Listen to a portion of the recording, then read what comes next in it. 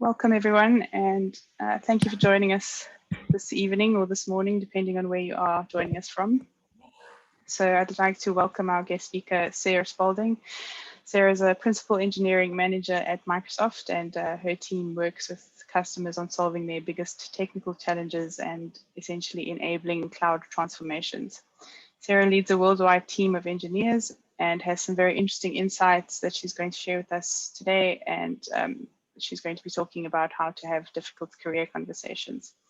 So with that, I will hand over to Sara. Thank you, Joni, and thank you all for joining us today. So like Joni said, my name is Sara Spalding, and I'm a principal engineering manager in the commercial software engineering group at Microsoft. So I imagine that you're probably like me and that you have woken up on more than one occasion and had a pit in the had a terrible feeling in the pit of your stomach, and you think to yourself, oh no, I have to have that conversation today. I have to tell that person that they're not doing a good job, or I don't agree with their point of view, or that I'm really worried about them and I'm just dreading it. And those are the conversations that we're going to talk about today.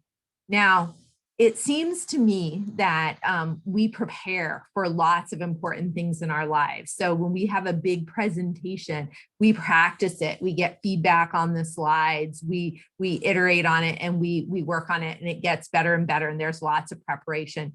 Even if you're sending an important email, you might send it off to several colleagues and say, hey, can you have a look at this before I send it out? And if you're an engineer like I am, we do design reviews when we're thinking of new features. We do code reviews before we check our code into our repo. All of these things we get feedback on, we think about, we plan, we prepare before we do the thing.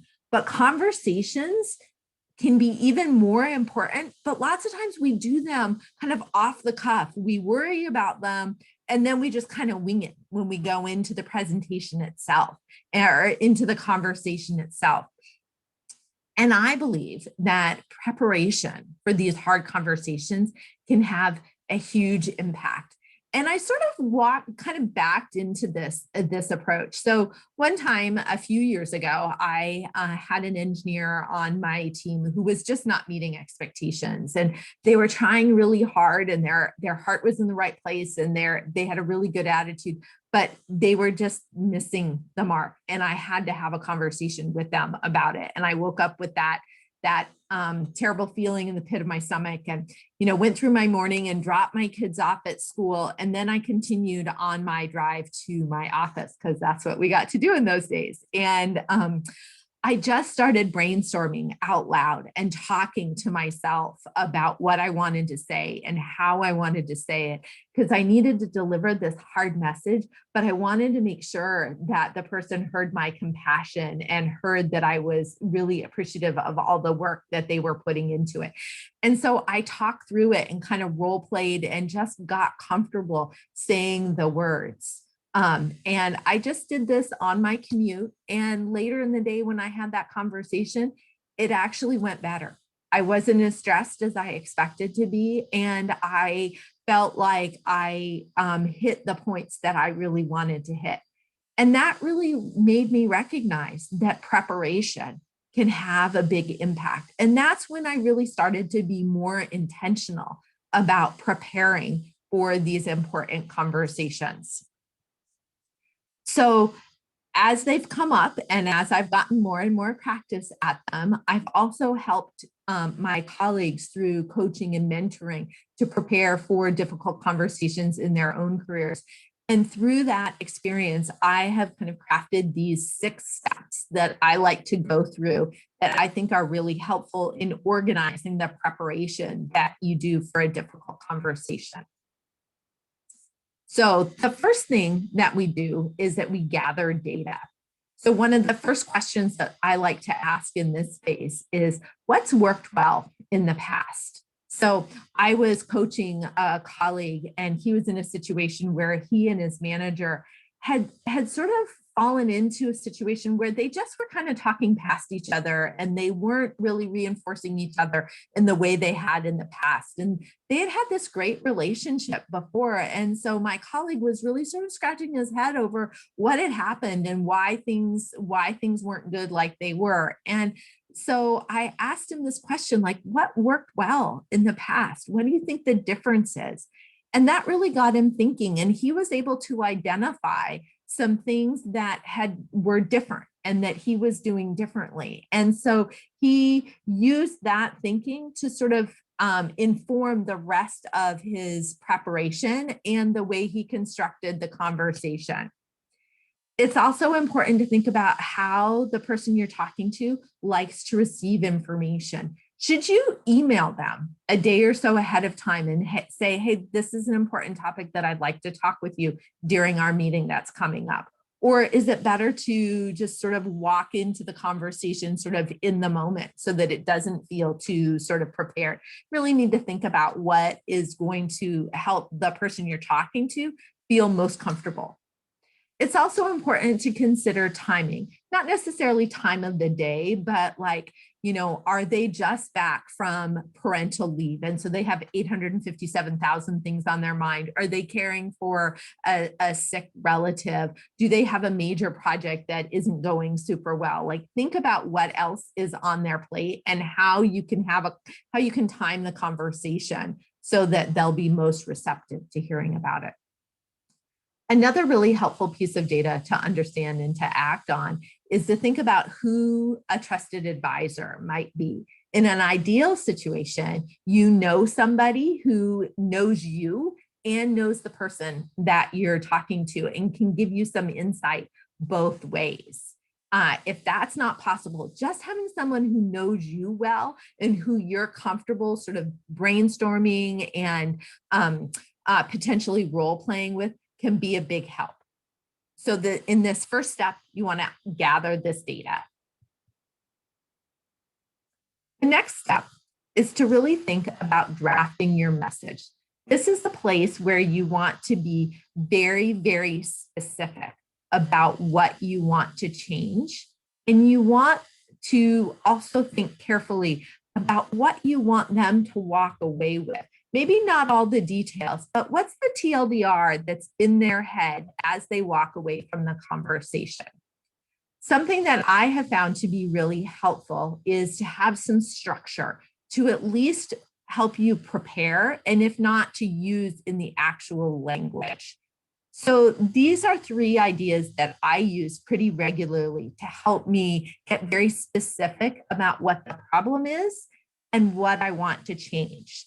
So not too long ago, I was in a situation where I had a close relative who was just in a funk. She's just in a really tricky, hard spot.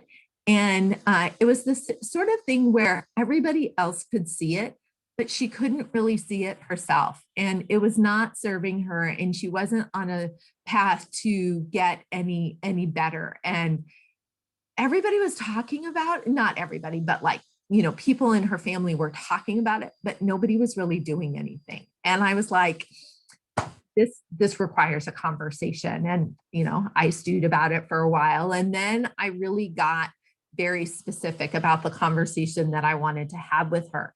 And these structures were really helpful because I was able to say, I have noticed that you don't seem like yourself. I have noticed that you seem really sad and scared to take the next step. I would like to see the joyful, happy, ambitious person who I know. I was wondering if maybe we could do these steps together to help you get back on track.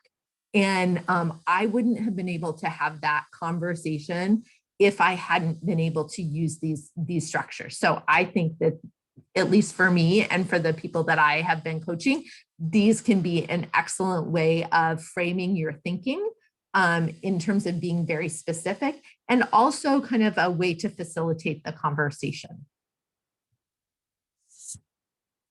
The next step is to plan the conversation. So this is where you get very specific about what your delivery is going to look like. So when will the person be most receptive? So this is both the timing that you thought about in the gather the data phase, and also kind of the time of day. Do they really reserve their mornings for like deep thinking? And so a conversation like this in the middle is they're going to feel disrupted by. It's right after lunch, a good time. So think about, Monday versus Friday, like think about when is going to be a good time. Soon, hopefully, we will be in a place where asking where is a legitimate question, and that not all of our conversations are going to be on Zoom. But, does taking a walk make most sense? Does a Zoom call make more sense? So really think about how you want to kind of the when and the where. Setting the stage is also a very important thing to do. Sometimes having a specific question that you want to ask, the way that you want to frame a conversation can be really useful in helping things move forward.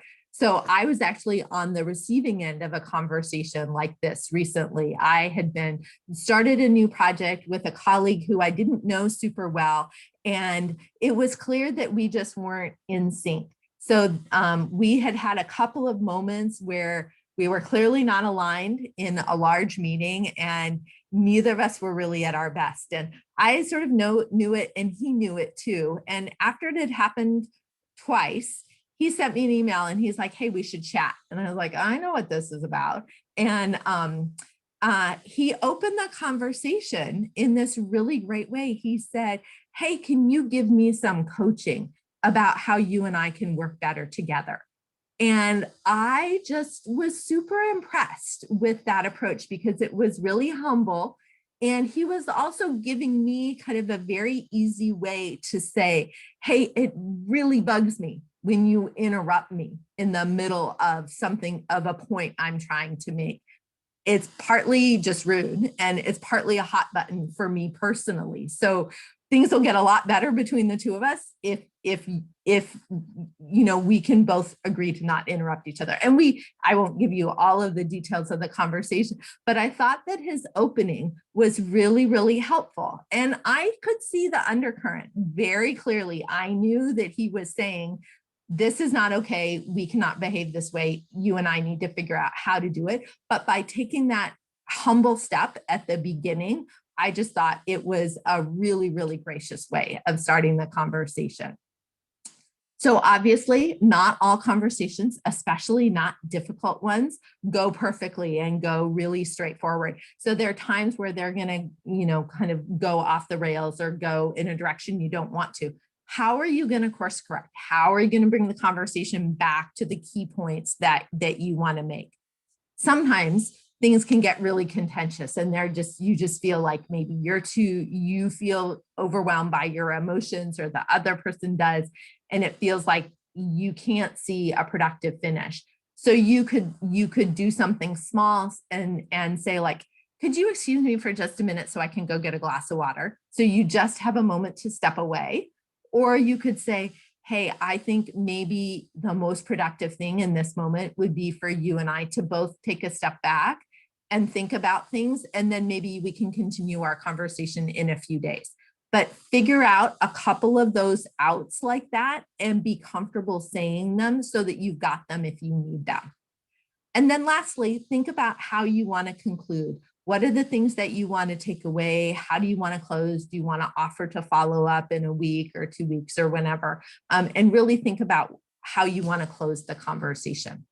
So all of that planning is really, really important. And, like I take notes. I have a paper notebook, which I'll refer to later, but I keep it right by my desk, and actually having a plan and going through the steps of doing it on paper or electronically can be really valuable, but be explicit about it. The next important point, if you only take one thing away from this presentation, take this away. Practice is the most important part. It's super, super awkward It feels like you're going crazy and you're talking to yourself. Everybody will think you're just talking on the phone if they see you, but you want to do it anyway, because if you can rehearse to the point where you are fluent with the points that you want to make, you won't be stressed about how to make the points, and you can pay more attention and be more present in the conversation itself. So like I mentioned in the beginning of my presentation, alone in the car is a great place to practice. You can also use a mirror. You can record yourself so that you can watch it later if you want to. And using that trusted advisor is also a great way to practice and even role play. You don't want to have a script. You don't want to memorize anything. But again, you want to rehearse to the point where you feel fluent and comfortable landing the messages that you want to land. So a while ago, I had a situation where I was expecting a promotion. Microsoft has an annual reward cycle. And at the reward cycle, I was expecting to get a promotion, and it didn't happen. And I also had a manager change sort of in that same time frame. And so I had this relatively new manager who I really liked, but was new. And I was super disappointed because I hadn't gotten this promotion that I thought that I deserved. So I needed to have a conversation with him. And the thing about it was, I was so upset about it that I couldn't talk about it without crying. And the last thing that I wanted to do was to cry in front of my new manager. And so I practiced and I practiced and practiced and got to the point where I could talk about it without crying. And it worked really well because we had a super productive conversation. We came up with a plan. I eventually earned the promotion, and it was a real great way to establish a super productive relationship with that manager, but it never would have happened effectively without that practice.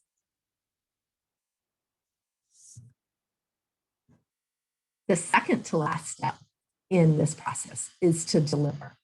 So if you can, try to block off some time right before the meeting that you're going to have so that you can review your notes, get a drink of water, take a deep breath, and not be rushed. It's also helpful to reserve a little time afterwards in case the meeting runs a little long, and so that you can sort of gather your thoughts afterwards as well. As much as possible, be calm and be patient. These are stressful conversations, and so any attempt that you can make to be calm and to be patient with yourself and with the person you're talking to are going to help you have a more productive conversation. One opening that I think can be really helpful and to build empathy between you and the person that you're talking with is to be really transparent and just say, this is a difficult conversation for me to have, or this is a difficult topic for me to talk about. And it just is a great leveling signal that often will pull out some humanity or some empathy that can be really productive to the conversation. Bring your notes. Don't be afraid to have an outline. Highlight the things that the really important points that you want to land. If there are things that you forget to do, write those in your notes, highlight them so that you can, if you glance, you'll remember and say, oh yeah, I was supposed to pause here, or oh yeah, I wanted to land this message. Don't have a script, but do have notes that you can refer to easily. This is one of the real advantages of having a conversation like this over Zoom, is that you can have your notes right nearby and you don't have to have them in front of the person that you're talking to. And that can be a great support. Also, when you're doing the delivery, listen.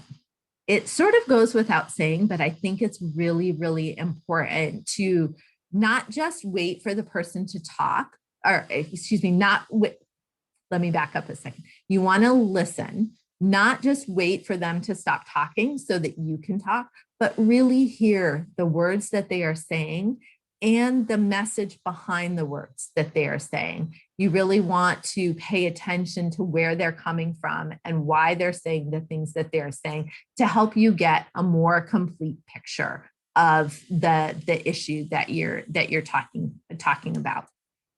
Insofar as you can, you also really want to pay attention to the nonverbals that you're getting. Are they sort of looking off to the side or, down, very obviously paying attention to something else? Do they have their arms crossed and they're sitting back, obviously very defensive? Or are they leaning in and smiling and really actively listening to you? Those things are super helpful to understand because they can help you tailor your message and your communication style in the moment.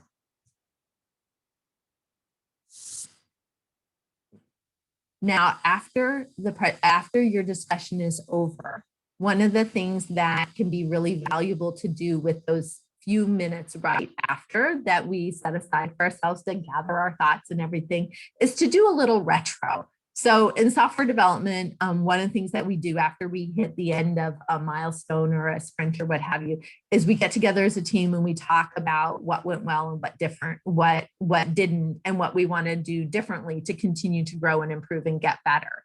You can apply the idea of a retro to all sorts of things. And I think it's really valuable to apply it to these difficult conversations. So first off, acknowledge what went really well. Like, what are the messages that you wanted to land that you landed? And were you able to remain calm? And were you able to really listen and understand where the person was coming to? Whatever it was, take a moment to give yourself credit for the things that you did really well. And of course, think about the things that could have gone better. What are the places where you feel like you didn't really land the message, or you didn't have the response that you were thinking about or hoping for?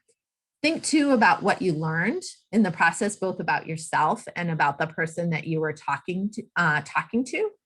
And think about how you can follow up going forward. What are the things that you want to do next, both for yourself and as an outcome of the conversation? I find it most valuable to do this right after I have the conversation, but then also like 24 or 36 hours afterwards as well, after you've had a little time to digest and process and think about how it really went. You'll have new observations about how it went. So take the time to do that, so that next conversation the next difficult conversation that you need to have, you'll be able to benefit from what you learned from having this one. So in closing, I wanted to remind everybody that these conversations are difficult because you care. You don't have difficult conversations about things you don't care about. They just by definition wouldn't be difficult. So keep that in mind and sort of acknowledge that's why they're hard. But that said, having a structure and taking the time to prepare for the presentation or to prepare for the conversation can have a dramatic impact, not only in how it goes, but in how you feel about how it goes and the confidence that you bring to the conversation. So these conversations are a set of skills that you can build and that you can grow and develop over time, and practicing them both before the conversation itself and before and after will make a big difference in how they go and in your skills as a communicator. So thank you very much for your attention and for joining me today. If you'd like to read more, I wrote a LinkedIn article about this topic, which you can get to through the shortened link on the screen now. I'm more than happy to have a conversation about this, so please feel free to reach out on LinkedIn. And then I would be remiss if I didn't mention that my team and I are hiring, and our list of open positions is there as well. So with that said, I'd like to thank you again for joining us. And I think we have a few minutes for Q&A as well. Is that right, Joni? Yes, that's right. So I've collated a couple of questions we have gotten from the chat.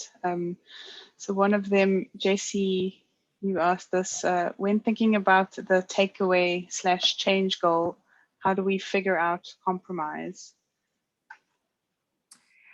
Yeah, that's a point where that listening can be super important, and also the question that you start with. So you can have a conversation. This isn't a presentation, it's a conversation. And so by really listening and understanding how the other person views the situation, you'll develop an understanding of what they would like to see changed, or what they would be comfortable with. And so this is another place where those structures can be helpful. You could say something like, I hear you saying that you don't like this. What if we did it this way? Or, I prefer A and you prefer B. What if we did something that was a combination of the two? Or what if we could meet in the middle? Those are structures that can help, but that listening is both to the verbal and the non-verbal cues are going to be your key to understanding the things that are most important to the person that you're talking with, and the compromise that will help both of you feel like you've gotten what you want from the conversation. Awesome. And then another question, ask Sarah how she recommends overcoming and managing emotions. So I don't recommend overcoming emotions. I am a big believer in bringing your whole self to work, and emotions show that you care. That said, they can be how you respond and how you manifest your emotions can at times be distracting to you as much as to anybody else. So that's where practice is super, super important. Like I was sharing in the story about the promotion that I didn't get. When I first tried to talk about it, even to myself, I would start crying. I couldn't talk about the situation without being overwhelmed by my emotions. But after I practiced enough, I could say it without crying, and I could say it in a way that portrayed how important it was to me without having to cry. So I feel like letting some of your emotions come through, because it shows how much you care, but that practice is going to enable you to do it in the most productive way. Okay, really good question just came through. So you can unmute yourself to also ask this question, but I can read it from the chat here. So I'd love to hear thoughts on how to productively handle things when the conversation unearths a deep disagreement. Example on what needs to be done, especially when it's something that neither of you have the authority to declare which understanding is correct. That's a really good question. That is an interesting question. It occurs to me, without knowing a lot more of the details, that sometimes when you have a disagreement with somebody, you are actually more aligned than you recognize, and you're both having a response to the same issue. It's just that the way you respond to it is different. And so if you can have that conversation and recognize that you're both frustrated by the same thing, then you could actually become allies in figuring out how to escalate the issue to your managers or to whomever might be appropriate to be able to deal with it. And you might be able to come up with a plan to address the issue together. And that is, while it can seem really hard to do, and it can seem like this person is not your ally, but if you can figure out a way to frame the issue in a way that you can both carry it forward, that shows tremendous maturity and could be a great indication of professional growth, depending, of course, on where you are. But that's an approach that you might consider taking in a situation like that. Cool. Then another question, how can you make sure you're practicing instead of making up what the other person will say and debating what we think they will say? So when I practice, I focus more on being comfortable with the words that I want to say. I want to be able to articulate my point of view clearly and articulately. And so I tend to practice that more than I practice role playing, for example, where I might try to imagine the things that the other person would say, because very often I find that I don't actually understand what the other person's point of view is. And it's more productive for me to get comfortable with my point of view and the way I express it, and then really ask the question and focus on listening to the other person to understand their point of view, and then being a little extemporaneous and thinking about how I want to respond to it. Another angle on this is that I frame this as a single conversation, but very often if you're dealing with a complex issue, these conversations have multiple parts to them. And so you may have an initial conversation that really is mostly fact-finding, and you're really learning mostly about how the other person views this situation. And then you may have another conversation where you do more sort of brainstorming or problem solving, but this might actually be a string of conversations and not a single one. So Kat actually has a really interesting question. I was also wondering about this because it's something I have to deal with quite a lot in my own role. What if you feel the other person is not receptive to discussing the problems and does not want to open up or avoid speaking their true mind on issues? So I experience this quite often. It's sort of like a block. So listening becomes a little bit hard in that instance. Mm-hmm. Yeah. That can be really challenging because you don't know what's really motivating their behavior.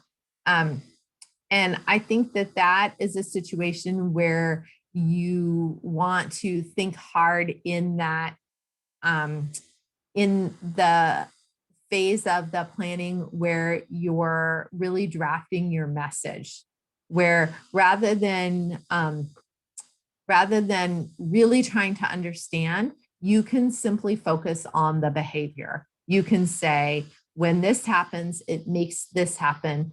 I would like to see that happen. So if you think you're dealing with somebody who isn't going to be super open or super receptive to sharing kind of their point of view, you can be much more tactical essentially and just focus on the behavior that you're experiencing and what you would like to see.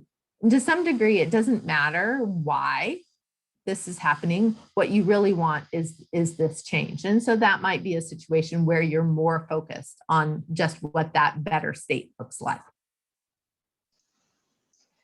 Yeah, so Jennifer's just added to that question, and I think that's a really good insight. How do you get the other person to share their feelings or thoughts? Maybe they don't feel safe.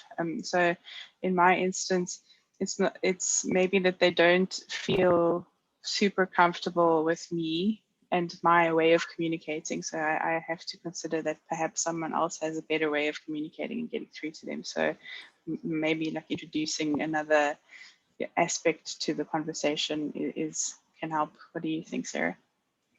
Yeah, so there are a few techniques that I would recommend. And there's no one right answer here. It really depends on the individual situation. One of the reasons that I like starting by saying this is a difficult topic for me to discuss is that it tends to pull empathy. It tends to make the person want to be helpful, and sort of levels I don't want to say levels the playing field, but it sets the tone that, like, hey, let's try to solve this problem together. And by being a little vulnerable yourself, you kind of open the door for a person to maybe share more than they otherwise would. The other tactic that I think can be really helpful is the one that I mentioned with my colleague, and where he said, help me. Can you give me some coaching on how we can communicate better?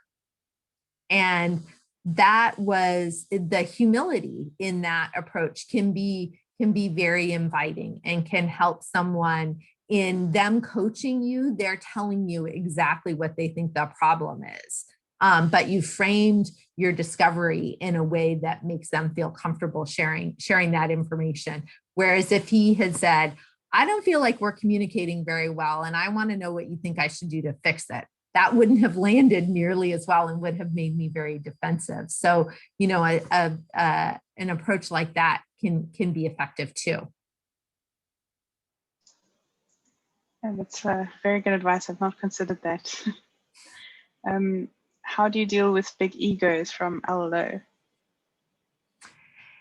Egos. You know, there is again, practice. Practice helps you build confidence. And the times where big egos have the biggest impact, at least on me as an individual, is when I'm not confident, because then the person I'm talking to seems so much, you know, bigger and more confident than I am. And so if I am confident in what I am saying and my message and how I'm going to deliver it, then their ego impacts me less. Definitely. And then from Ed's tier, I'm sorry if I'm mispronouncing that. Do you have any advice on how to provide performance feedback to the team member if you are not his or her superior and that feedback has not been requested? Can you repeat the question? I didn't hear the second half of it. Sure. Do you have any advice how to provide performance feedback to the team member if you are not his or her superior and that feedback has not been requested?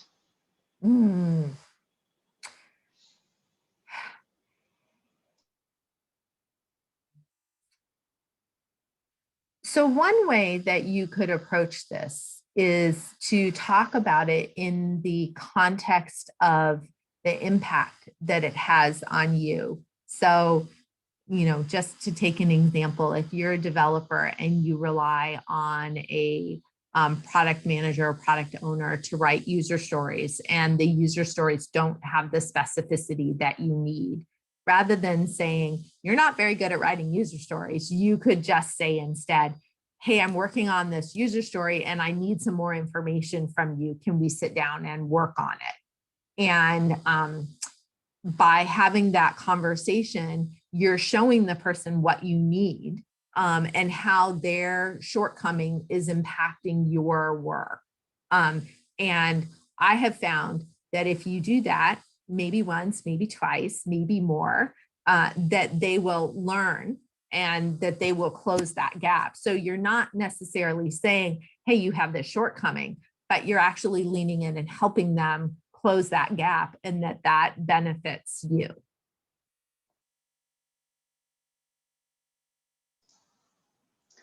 Awesome. I don't see any other questions in the chat. So if you guys want to have a conversation right now, we can unmute and ask questions directly, have a bit of a debate. Anybody keen to do that? Don't be shy.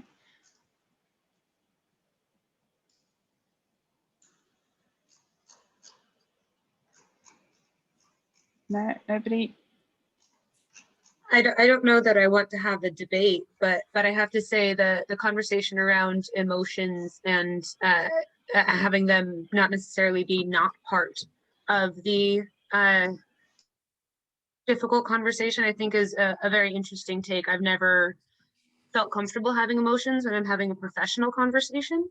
And I don't know if it's just practice that's going to make you comfortable with it, but how do you not feel, and I apologize for the stereotype, like you're going to be not taken as seriously because you're a woman with emotions in that situation? So there are a few ways that I agree. I think that emotions in general carry a huge amount of baggage for women. And lots of times we tend to have a conversation about crying and in the broader context of emotion. And I think that lots of emotions can be really productive at work. That passion, that enthusiasm is a force multiplier. So being really fired up and excited and showing that enthusiasm can be very effective for a leader. Crying for a myriad of reasons can sometimes be counterproductive. Lots of women, me included, cry when we're mad or frustrated. And so that makes it even harder, because it's not because we're just sad, it's because we're frustrated, where somebody else might yell or pound their fist on the table. My go-to is that I start crying. So that's not super helpful. I don't have a single silver bullet. There's no right answer for everybody. For me, again, it comes back to practicing, because I find that the more I can get the words out and the more that I can kind of sit with the situation, to be a little meta for a moment, the more I can manage my response to those emotions. It feels totally trite and cliche to say it, but never underestimate the power of a deep breath. I feel like can really, like, it really helps to reset. And if I feel like I'm going to lose my temper, or if I'm going to start crying, sometimes just taking a super deep breath and holding it and letting it out slowly can help me get back on track. So those are two things that work for me, and that work in the environment that I work in at Microsoft. And so I don't feel like I can speak for every environment, but those are the things those are the ways that I have figured out how to manage it so far. And if you have more specific questions, I would be happy to follow up offline. Yeah, I sometimes think that we make the mistake of thinking that men don't have emotions and like these moments where they feel like they also need to have an anxiety outburst and cry. Actually, I've had to deal with that in my own team, and I've always made them feel safe in that situation because I know exactly what it's like. So I think bringing that humanness into it is very good. Yeah. I was in a team meeting one time shortly after the pandemic broke out, and it was when the first time the situation was so dire in Italy, and I was talking with my team about it, and I cried in front of 65 people, and I got feedback afterwards that was okay, that people appreciated kind of the authenticity and genuineness and transparency. And obviously it was completely not planned. I wouldn't have chosen to do it, but it does show people that it's okay, and that we are all human. And so to be completely emotionless, I think, makes it harder for everybody else to be human. And so there is a balance to strike between, being your whole self at work and really bringing who you are, and, channeling that emotion in a way that helps you be really productive. Excellent question from Wajiha.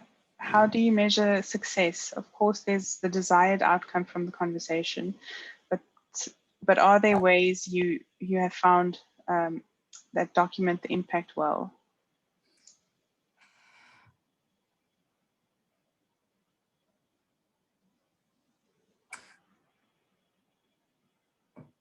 I think so. I have not done kind of a formal measured analysis, but I do think that the conversations can become more organic. Like if you've had an initial conversation with somebody about something that you'd like to have changed, does the follow-up conversation come a little easier? And is it a little less structured? Or can you have a conversation about something that could be tricky with someone without waking up with that pit in your stomach? And does this structured approach sort of get easier for you? You know, do you feel the need to spend less time preparing? In that retro that you do afterwards, do you say, hey, that was really hard last time, but I did better at it this time? That's perhaps the biggest indication of progress and success to me. But there's no one way to measure, because I think the situations are so different.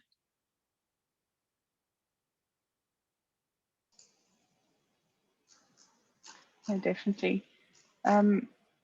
Okay, what's your advice about how to have a difficult conversation with someone who is a peer about how they are showing up, particularly if they aren't collaborative or supportive to others?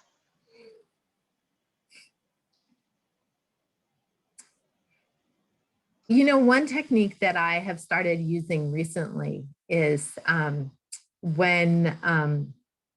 if you're in a meeting with somebody and you don't think that they show up particularly well, the next time that you have a one-on-one with them, you could just say, so how do you think that went? Or how do you think the such and such meeting went? And see where they go.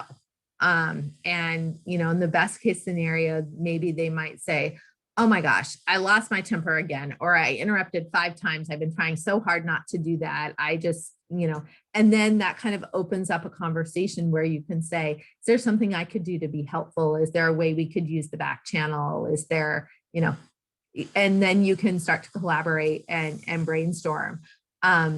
If they aren't, you know, if they aren't quite so self-aware, then it, you know, can take a little more tact and diplomacy. Or you could say, hey, I wonder if we could have a conversation with this person about how we might work together, or what would you think about getting in a meeting with them and suggesting an approach like this? So sometimes having a meeting before the meeting and working with a person who doesn't appear to be super collaborative on kind of the structure of the meeting, and kind of put a structure in place that's more collaborative, and, you know, have them know what it's going to be ahead of time, and then have the meeting so they sort of, you know, they have some training wheels essentially.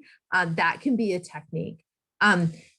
There's a little bit of a theme here that I find to be impactful in working with peers, is rather than telling them, hey, I don't think you're very collaborative, or I don't think you're showing up well, like figure out how to just come and, like, you know, link arms with them and help them grow the new skill that you're looking at, without even mentioning that they have the deficit. Just kind of work with them to make it better. And then they see you as a collaborator, as somebody who's really, you know, who they really enjoy working with, who gets stuff done, all of those things. And so, you know, you don't always have to hit an issue head on in order to get the change that you want to see.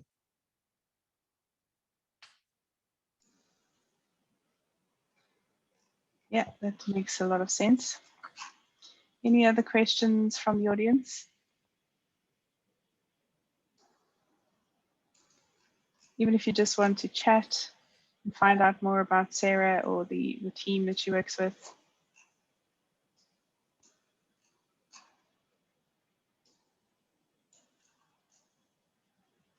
A lot of introverted ladies tonight. I totally understand.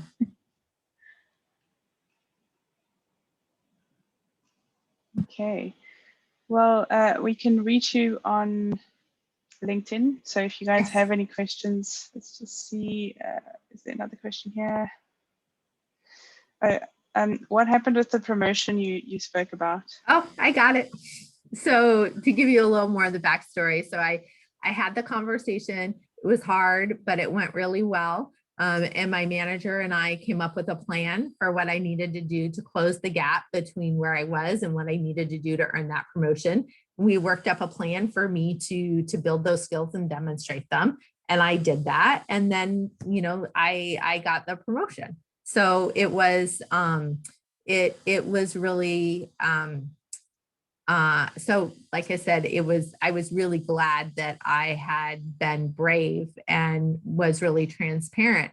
about what I wanted and about kind of how frustrated I was. And it helped my manager and me really build a really productive working relationship, because he was a new manager to me at that time. And so it set a really nice foundation of being really transparent and really collaborative. So it was overall, it was a great thing, and I got there in the end.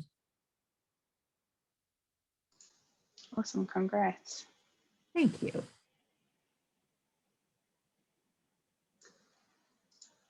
Jessie is asking about whether any of the audience members have stories to share about any difficult conversations. I think that's a really good one. Yeah. Any examples that you guys can think of? So I think, I mean, the example you just spoke about, Sarah, that's a really pertinent thing when it comes to diversity of thought. I think the whole process brings a different element to the way we approach our careers as women, and it just demonstrates exactly that thing, diversity of thought, and how we bring this whole different element, and I think that's great. Can anybody think of some awkward conversations they've had to have?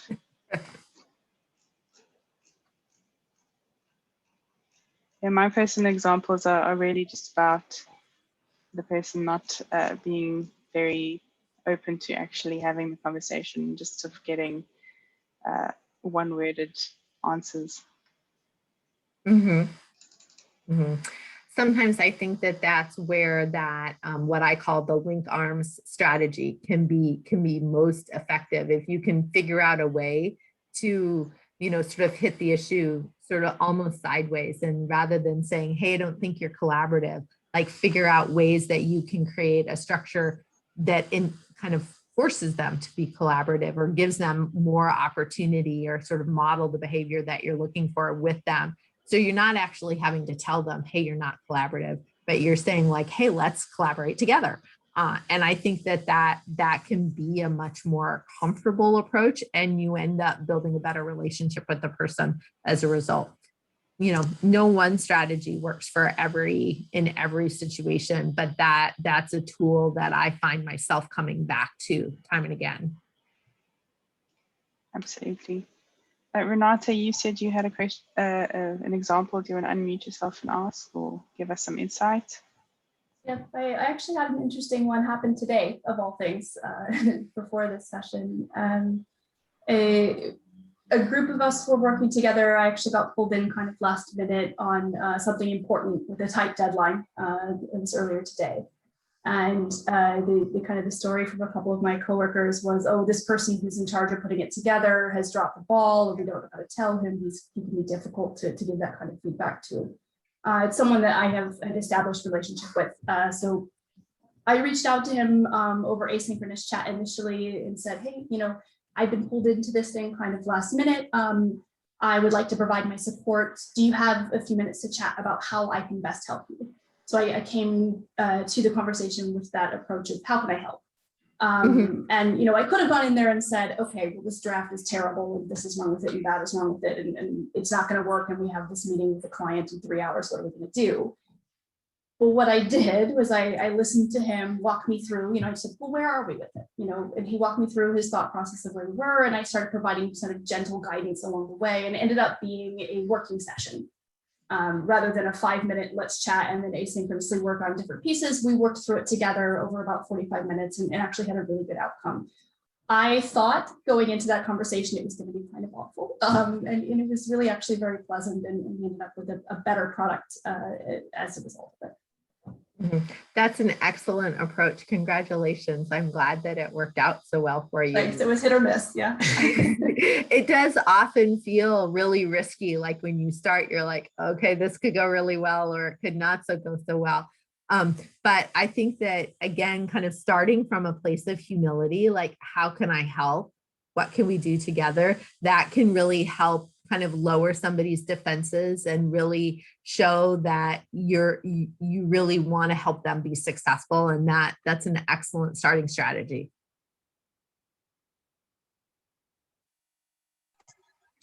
I've got a question. I support a team of IT people in London, and they tend to have, specific needs from applications and, their desktops, things like that.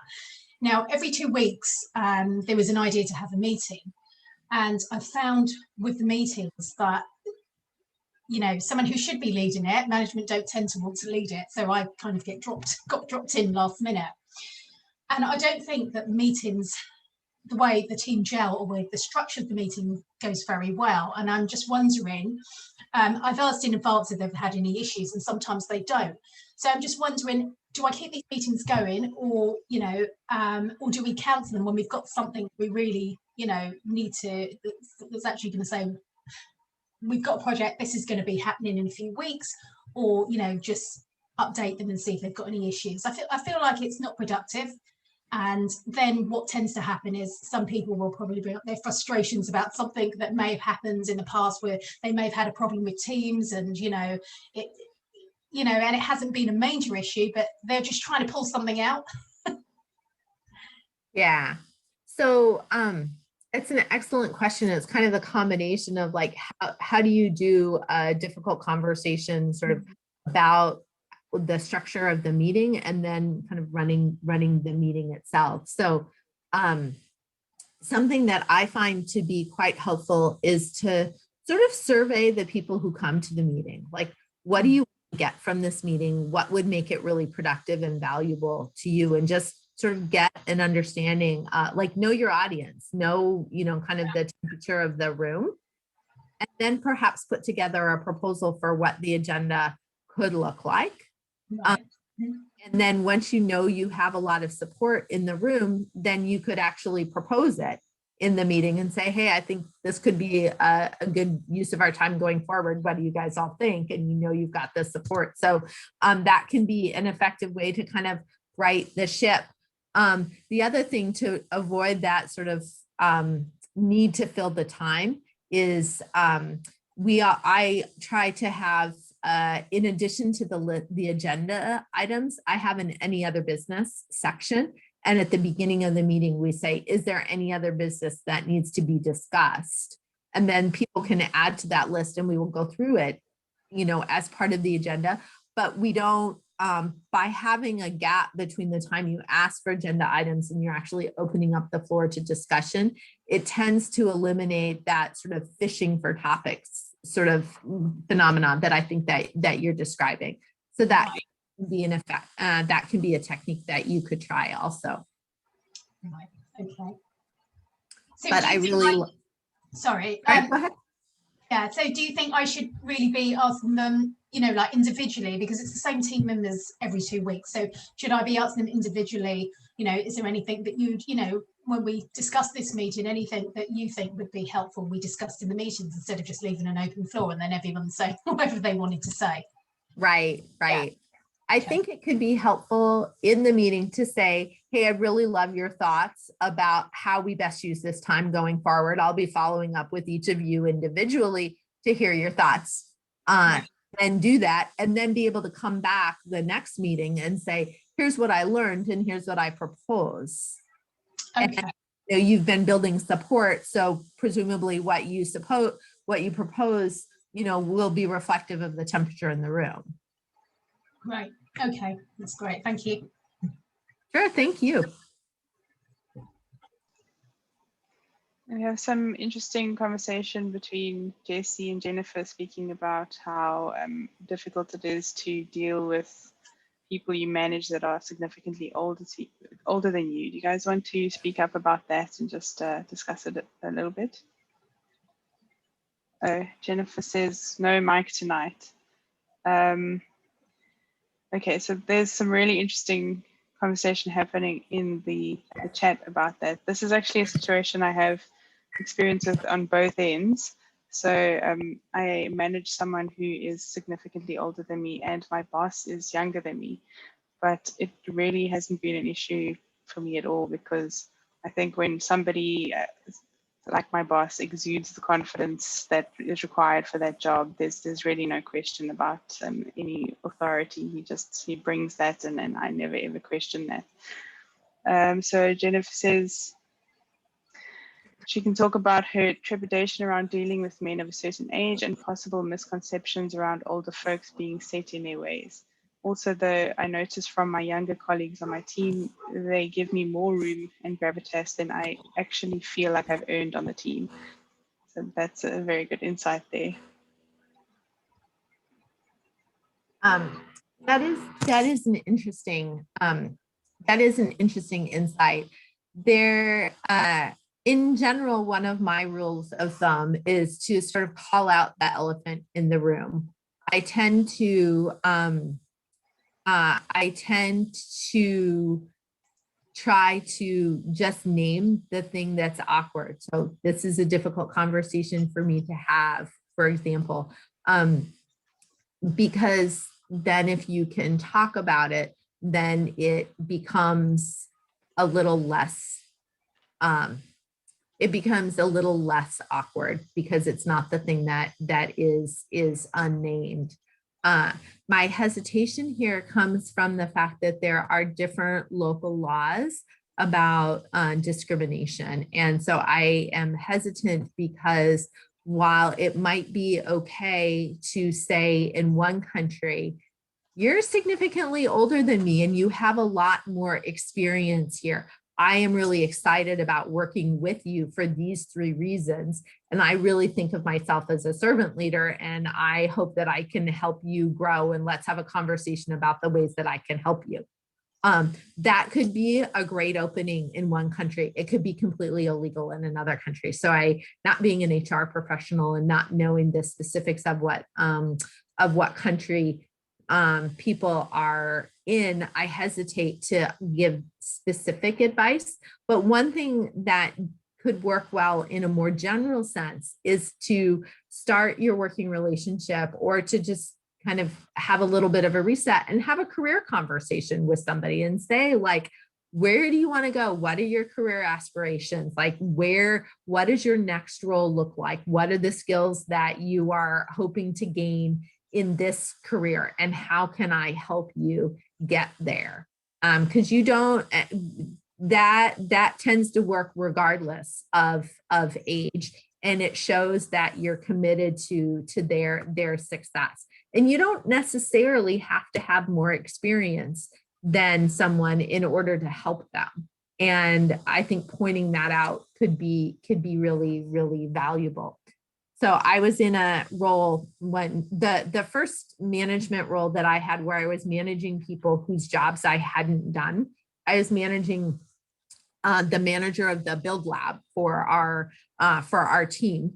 And I said to him flat out, like, you would never hire me to work in your build lab. Like, that's not a set of skills that I have, but I want to help you be successful. It turns out he had a really hard time kind of negotiating with the engineering teams whose products he built.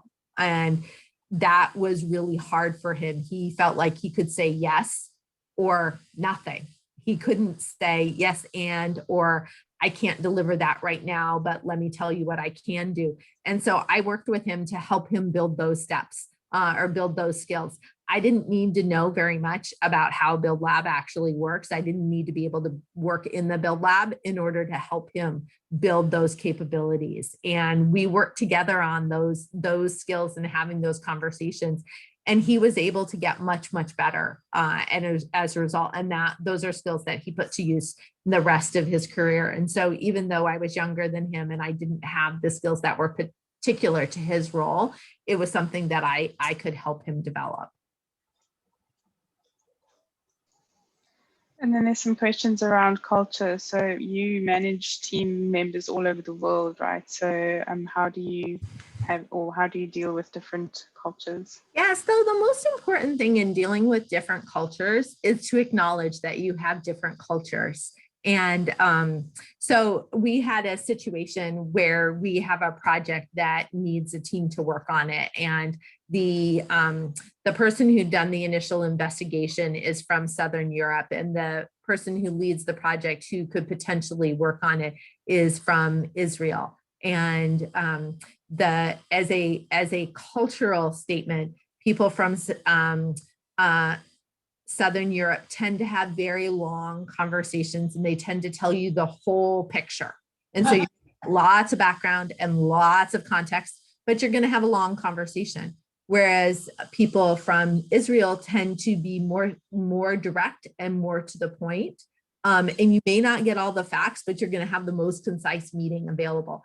And so when those two teams get together, they both need to kind of have an awareness that one is going to want to tell the whole story and one really just wants the summary. And as a result of this meeting, that didn't happen, and they didn't think that the team from Israel was a good match for the project. And it turns out they just hadn't had the full conversation, and they gotten cut off before they could really tell the whole story. And so having an awareness of different communication styles can be super important.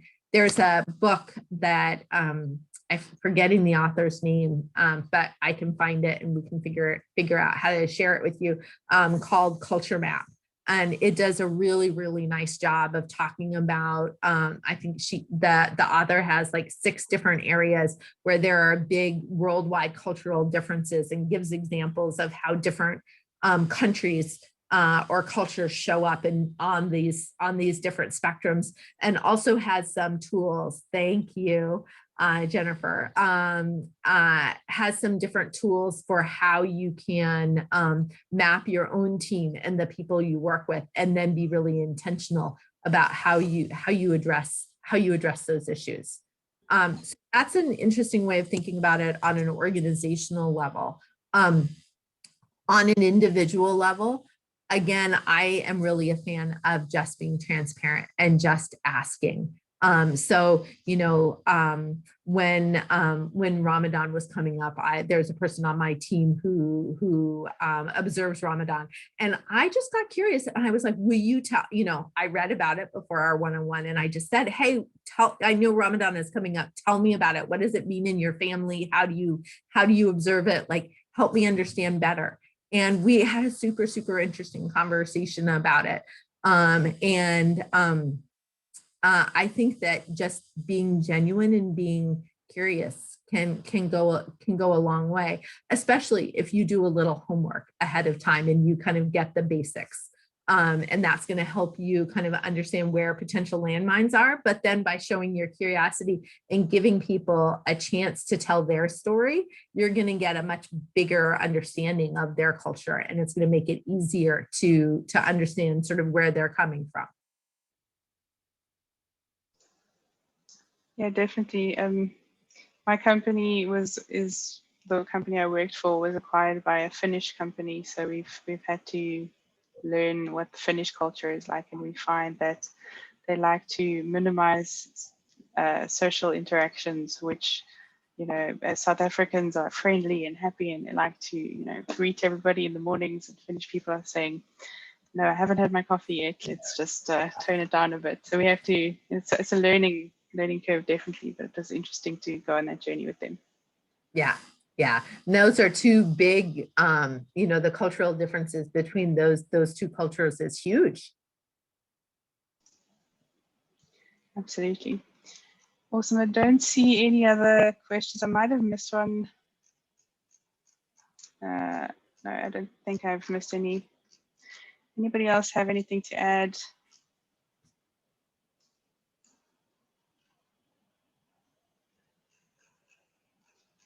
Awesome. If there's nothing else to add, oh wait, one's just come through. Oh yes. Right. Chris has said an awkward situation is talking about a job you were fired from during a job interview.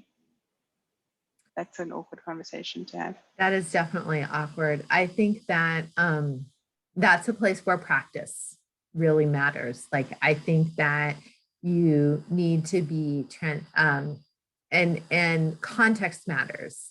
There may be situations where a quick summary of what you learned and what went well could suffice, and other situations where you really do need to explain why you left. And so really understanding the context and what you need to say is really important, and then practice so that you can say it, without letting emotions overwhelm you, or say it in the way that you want to.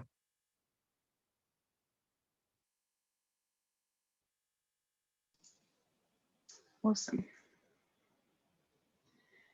Thanks, everyone. I think everybody's just sending their thanks. Great. Well, thank you everybody for joining me. I really enjoyed your questions. I thought they were really, again.